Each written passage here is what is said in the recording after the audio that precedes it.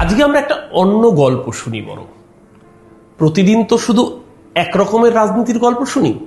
আজকে একটা সাসপেন্স বলুন, ক্রাইম বলুন, থ্রিলার বলুন বা ডিটেকটিভ গল্প বলুন, সেই রকমের একটা গল্প শুনি, একটা ক্রোনোলজি বুঝি।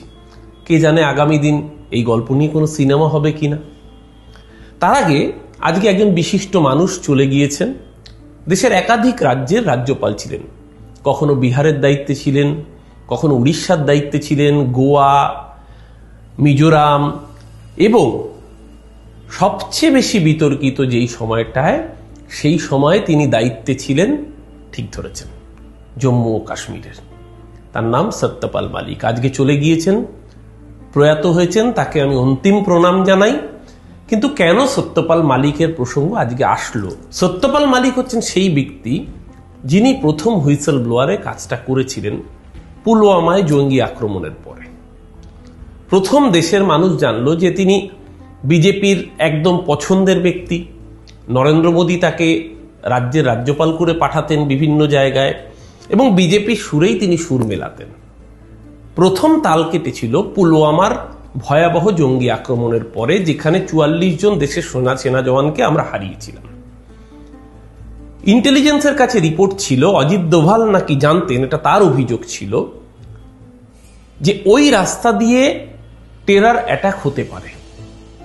2019-এর লোকসভা নির্বাচনের আগে টেরার অ্যাটাকের ইন্টেলিজেন্স রিপোর্ট থাকা সত্ত্বেও কেন ওই রাস্তায় প্রাণের ঝুঁকি নিয়ে গাড়ি করে দেশের সেনা জওয়ানদের পুলওয়ামায় পাঠানো হচ্ছিল?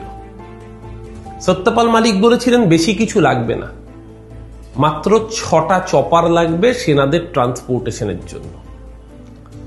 এই প্রশ্ন তিনি সরাসরি দেশের স্বরাষ্ট্র দপ্তরের সর্বোচ্চ জায়গায় ব্যক্ত করেছিলেন, তার উদ্বেগ সহ, যে যেখানে ইন্টেলিজেন্সের রিপোর্ট রয়েছে সেখানে এই ঝুঁকি নেওয়া হচ্ছে কেন।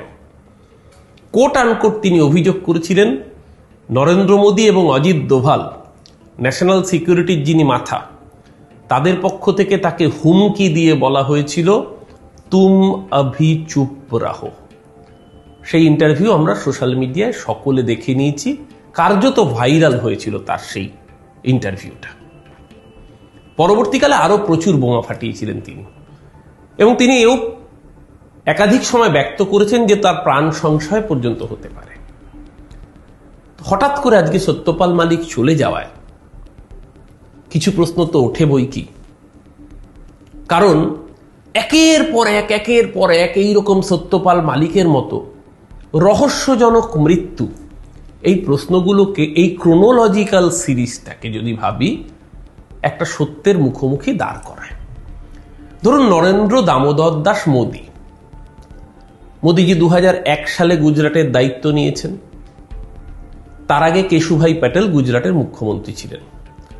যদি আমার তারিখ না ভুল হয়ে থাকে, সম্ভবত 7ই অক্টোবর 2001 নরেন্দ্র মোদী গুজরাটের মুখ্যমন্ত্রী হিসেবে শপথ নেন। না, নরেন্দ্র মোদী কিন্তু প্রথম তালিকায় ছিলেন না। যে ছবি ইন্টারনেটে আমরা পেয়েছি তাতে দেখা যাচ্ছে নরেন্দ্র মোদী মাটিতে বসে থাকছেন, মঞ্চের উপরে কেশুভাই প্যাটেল, মঞ্চের উপরে লালকৃষ্ণ আদবানি সহ, এমনকি সেই সময় কেশুভাই প্যাটেলের সবচেয়ে বিশ্বস্ত মানুষ, বিজেপির নেতা হরেন পান্ডেওরাও মঞ্চের উপরে থাকতেন, মোদীজি মঞ্চের নিচে থাকতেন। মুখ্যমন্ত্রী হওয়ার কথা ছিল নাকি হরেন পান্ডেয়ের। মুখ্যমন্ত্রী হননি তিনি, কারণ আদবানিজি সরাসরি নরেন্দ্র মোদীর হয়ে পার্টির মধ্যে লবি করেন যাতে নরেন্দ্র মোদী মুখ্যমন্ত্রী হতে পারেন। তার প্রতিদান পরবর্তীকালে আদবানিজি পেয়েছেন। 2014 সালে তাকেই মার্গদর্শক মণ্ডলীতে পাঠিয়ে দিয়ে নিজে প্রধানমন্ত্রী হয়ে গিয়েছেন, সেসব অন্য প্রশ্ন। কিন্তু হরেন পান্ড্য যখন মোদীজি মুখ্যমন্ত্রী হন, হরেন পান্ড্য তখন গুজরাটের স্বরাষ্ট্র দপ্তরের দায়িত্ব নেন। 2001 সাল খিটিমিটি লাগে নরেন্দ্র মোদীর সাথে। তার মধ্যে 2002-এ গুজরাটের ভয়াবহ দাঙ্গা হয়। সেই দাঙ্গায় বিভিন্ন রিপোর্ট সরাসরি অটল বিহারী বাজপেয়ী দেশের প্রধানমন্ত্রী মোদীজিকে উদ্দেশ্য করে রাজধর্ম পালনের বার্তা দেন, এবং প্রবল চাপে নরেন্দ্র মোদী, একটা এনভায়রনমেন্ট তৈরি হচ্ছে যে মোদীজিকে হয়তো সরে যেতে হতে পারে। সেই সময়ে রহস্যজনকভাবে খুন হয়ে যান, ঠিকই ধরেছেন, গুজরাটের তদানীন্তন স্বরাষ্ট্রমন্ত্রী হরেন পান্ডিয়া। গুজরাটের তদানীন্তন স্বরাষ্ট্রমন্ত্রী হরেন পান্ডিয়া রহস্যজনকভাবে মৃত্যু হল 26শে মার্চ 2003। এই মৃত্যুতেই কিন্তু এই সিরিজের জবনিকা পতন হলো না, বলা ভালো নতুন অধ্যায়ের সূচনা হলো। ক্রোনোলজি পরপর পরপর রহস্য মৃত্যুর সেদিন থেকে বোধহয় সূত্রপাত। বিজেপি জামানার মৃত্যু দেখতে গেলে যে চর্চিত নামগুলো সামনে সবার থেকে বেশি আছে তার মধ্যে অন্যতম হচ্ছে সত্যেন্দ্র দুবে। অটল বিহারী বাজপেয়ী দেশের প্রধানমন্ত্রী, গোল্ডেন কোয়াড্রাঙ্গেল, স্বর্ণীল চতুর্ভুজ প্রজেক্ট সারা ভারতবর্ষকে জোরবার। ভয়াবহ দুর্নীতি হচ্ছে ঝাড়খণ্ডের বুকে নিযুক্ত অফিসার ইঞ্জিনিয়ার সত্যেন্দ্র দুবে প্রধানমন্ত্রীর অফিসে কনফিডেন্সিয়াল চিঠি লিখে জানালেন যে কিভাবে কোটি কোটি হাজার হাজার কোটি টাকা নয় ছয় হচ্ছে। যেই চিঠি কনফিডেন্সিয়াল, যেই চিঠি অন্য কারুর কাছে যাওয়ার কথা না, চিঠি চলে গেল মাফিয়াদের হাতে। প্রাণ দিয়ে দাম দিতে হলো, সততার দাম দিতে হলো ইঞ্জিনিয়ার সত্যেন্দ্র দুবেকে। সালটা সেই 2003। তো এই ক্রোনোলজি আজকে যখন সত্যপাল মালিক 2025 সালে আসে, তার আগে একাধিক ঘটনা আমরা তো ভুলিনি। ধরুন 2014 সাল নরেন্দ্র মোদী ক্ষমতায় এলেন দেশে। তার আগে গুজরাট দাঙ্গা নিয়ে একাধিক রিপোর্ট, গুজরাটে মামলা চালানো যাচ্ছে না, সুপ্রিম কোর্টের নির্দেশে মুম্বাইতে মামলা শিফট হলো, অপরাধীরা সাজা পেল। গুজরাটের পুলিশের ডেপুটি কমিশনার র্যাঙ্কের সঞ্জীব ভাট এফিডেভিট করে জানালেন যে কিভাবে নরেন্দ্র মোদী পুলিশকে ইনঅ্যাক্টিভ রেখে দাঙ্গা ধর্ষণে মদত দিয়েছিলেন, তাকে জেল খাটানো হচ্ছে, তার বিরুদ্ধে কেস চালানো হচ্ছে।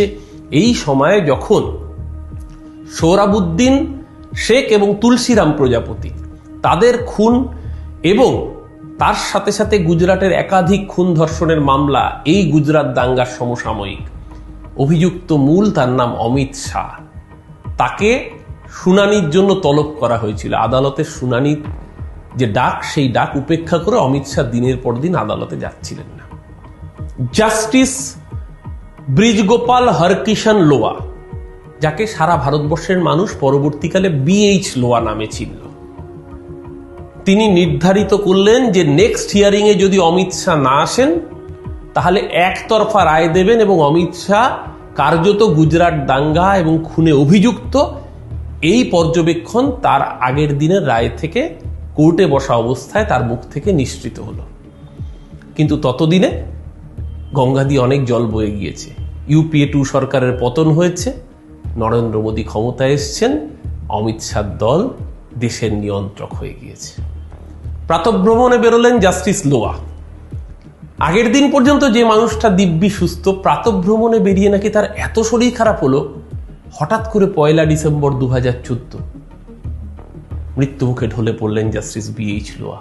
আজ অব্দি সেই রহস্যের কোনো সমাধান হলো না। একের পর এক ঘটনা।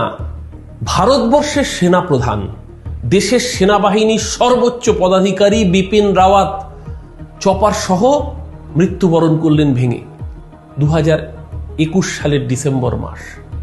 আজ অব্দি সেই মৃত্যু রহস্যাবৃত। কদিন আগে আমরা সকলে আঁতকে উঠলাম যে প্লেন দুর্ঘটনা, আহমেদাবাদ থেকে লন্ডন যাওয়ার প্লেন, মুখ্যমন্ত্রী গুজরাটের বিজয় রূপানী, 2025 সাল, এই কদিন আগে জুন মাসের ঘটনা। আজও সেই প্লেন দুর্ঘটনার প্রকৃত কারণ জানা যায় না। এর মাঝে মনে থাকবে আপনাদের, যখন নরেন্দ্র মোদী প্রথম ক্ষমতায় এলো, গোপীনাথ মুন্ডে নরেন্দ্র মোদীর মন্ত্রিসভার অন্যতম সদস্য। ভাবুন, কেন্দ্রীয় মন্ত্রী, সদ্য শপথ নিয়েছেন সরকার, কেন্দ্রীয় মন্ত্রীর যে সিকিউরিটি প্রোটোকল থাকে, সেই সিকিউরিটি প্রোটোকল ভেঙে কি করে গাড়ি দুর্ঘটনায় একজন মানুষের মৃত্যু হয়। এবং ঘটনাচক্রে যাদের মৃত্যু হচ্ছে তারা কেউ সরাসরি হয় অমিত শাহর সাথে কম্পিটিশনে ছিলেন বা নরেন্দ্র মোদীর প্রতিদ্বন্দ্বী ছিলেন কোনো না কোনো বিষয়। এই রহস্য মৃত্যুর ফাইল নিয়ে দেশে তো অনেক সিনেমা হয়, কাশ্মীর ফাইলস হয়, কেরালা ফাইলস হয়, বেঙ্গল ফাইলস হয়। আমি জানি না বিবেক অগ্নিহোত্রী একটা বিজেপি ফাইলস করবার হিম্মত দেখাবেন কিনা। যদি করেন, আমরা সবাই দেখবার অপেক্ষায় থাকবো এই বিজেপি ফাইলসটা। বাংলার মানুষ সহ গোটা দেশের মানুষ এই খুন রহস্যের অন্ধকারে ঢাকা কাহিনীর পেছনের আসল সত্যগুলো কবে সামনে দেখতে পাবে আমি জানি না। এর পিছনে হয়তো কোনো অন্য কারণ নাও থাকতে পারে, হয়তো দুর্ঘটনাও হয়ে থাকতে পারে, কিন্তু দেশের মানুষ এটা নিয়ে যদি কোনো তথ্যচিত্র নির্মাণ হয়, আমার নিশ্চিত ধারণা অধীর আগ্রহে অপেক্ষা করবেন। আপনারা থাকবেন তো? যদি অপেক্ষা করেন, যদি বক্তব্যের সাথে সহমত হন, একটা লাইক শেয়ার তো হয়, তার সাথে বন্ধুদের বলুন না চ্যানেলটিকে সাবস্ক্রাইব করে নিতে। ভালো থাকুন। আজকের গল্প এ পর্যন্তই। নমস্কার, আমি অরূপ চক্রবর্তী।